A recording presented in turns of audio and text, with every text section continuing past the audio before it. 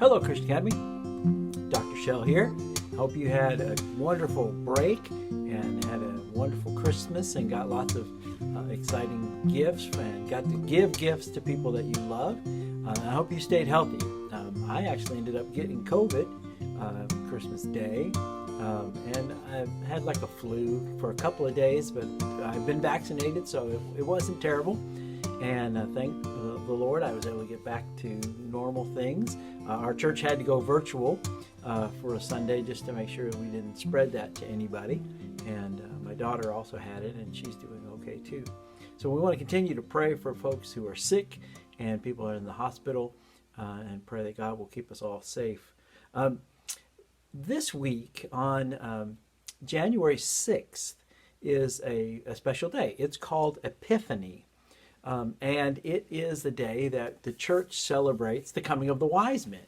In fact, I have this tie that somebody gave me that has the wise men on it. I like this tie because there's actually more than three. In fact, there's a whole bunch of magi on this tie. Because one of the things that I always remind people is the Bible doesn't actually say there were three of them. And also the Bible never calls them kings. They're called magi, and we sometimes say wise men, and they came from the east to visit the Christ child because of the star, but they were not kings, and we don't know if there were three or not. There are three gifts, but maybe they went in on them together. Maybe one guy brought two, I don't know. But I want to talk today a little bit about something I think is really interesting, which is why behind me there's a tent. When you think about the story of baby Jesus in the manger, there's a lot of things about that story that are just a little odd. And there are a lot of people that kind of don't seem like they really belong there. When a man and a woman and they have a baby, usually it's in their home, in the old days, or in the hospital, and then they bring the baby home. You don't expect there to show up a bunch of strangers. You don't expect there to be stinky old shepherds coming in out of the field.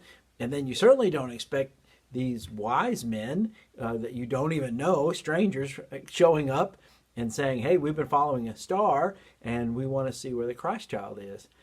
One of the reasons I like to start with our little video there about the Muppets. I love the Muppets.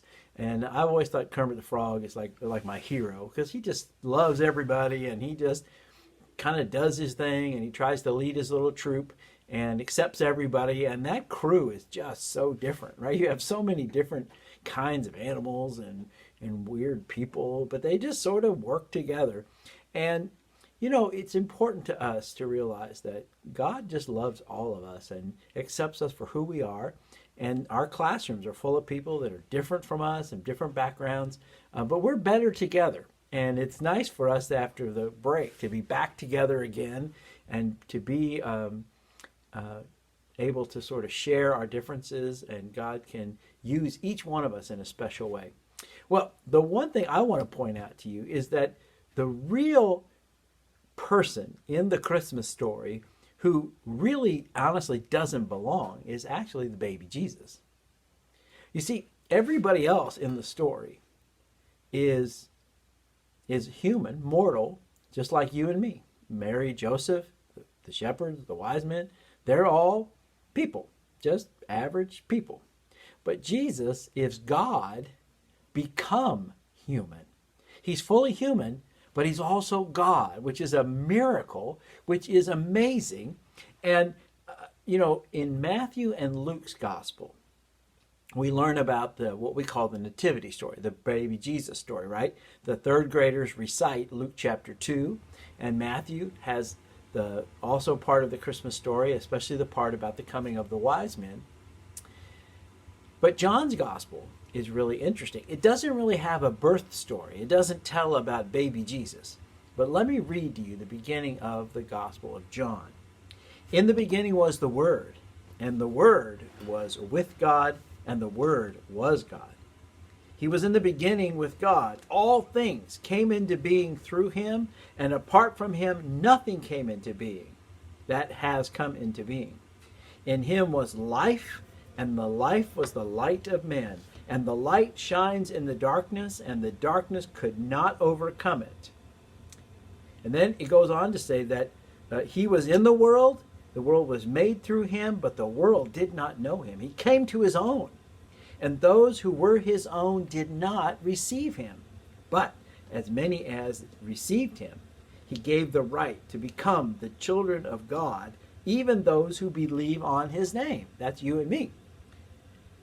The Word became flesh and dwelled among us, and we saw his glory, the glory of the only begotten of the Father, full of grace and truth.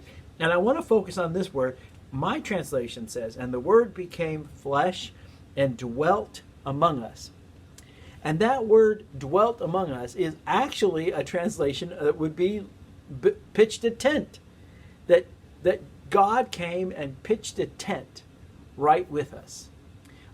It's the same word that shows up in the Old Testament that talks about the tabernacle. And the tabernacle was a special tent that the Hebrew children had that they built as their place of worship. And everywhere they went, everywhere they journeyed for 40 years in the wilderness, they had God's tent with them as a reminder that God was right with them. And when it was time for them to pack up and keep moving, they packed up the tabernacle, took it with them, and then when they found a place to stop and stay and camp, they put up the tabernacle to remind them that God was with them. That's one of the names the Bible tells us for Jesus, Emmanuel, which means God with us. So I think it's interesting when you think about the Christmas story that, and even though it seems kind of odd to have shepherds and wise men and these people in the story, they actually belong there more than the Son of God, because he isn't really like us. He's different. He is God's only begotten Son, and he loved us. He loved you so much that he was willing to leave heaven and set up his tent with us and stay with us and camp with us and move with us and go wherever we go. So that's an exciting story today. But I want to remind you that that's how much Jesus loved you, that he was willing to leave all the beauty and glory of heaven to come down to earth and pitch his tent so that he could be with us no matter where we are.